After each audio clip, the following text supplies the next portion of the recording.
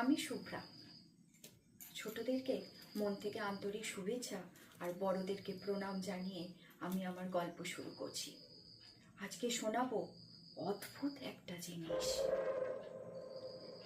মৃত্যুর আগে বা পরে আমরা শুনি যমদূতেরা নাকি নিতে আসে। হ্যাঁ, ঠিক সেই রকমই দুটো ঘটনা আজকে আমি আপনাদেরকে শোনাতে চলেছি। কিছুদিন আগে আমার সেজ জেঠু শ্বশুর মারা যাওয়ার ঠিক আগে তিনি কিছু জিনিস দেখতে পাচ্ছিলেন। অসুস্থ মানুষ ঘরের ভেতর শুয়ে আছে, তাকে লিকুইড খাওয়ানো হচ্ছে। হঠাৎ তিনি বলেন, ওই দরজার সামনে দেখো দেখো কে দাঁড়িয়ে আছে, জল চাইছে, জল দাও তাকে। তখন ছেলেরা বৌমারা তাকে বলছে, কই কেউ তো দেখতে পাচ্ছি না।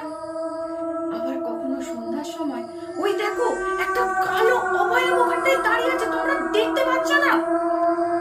দরজার দিকে তাকিয়ে বৌমারা দেখে বা যারা দেখতে এসছে দেখে কেউ নেই, শুধুমাত্র তিনি দেখতে পাচ্ছেন। হ্যাঁ, তিনি দেখতে পাচ্ছেন একটা কালো অবয়ব।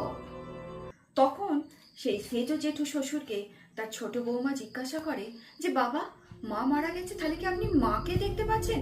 না না, ওটা তোমার মা নয়, ওটা তোমার মা নয়, ওটা অন্য কেউ একজন, একটা কালো অবয়ব। ঠিক জেঠু শ্বশুরের মৃত্যুর কয়েকদিন আগে তার বড় বৌমা দেখতে পাচ্ছে সিঁড়ি দিয়ে যেন একটা আবছা ছায়া কেউ যেন উঠে গেল। অথচ এর আগে এই রকম জিনিস বড়দি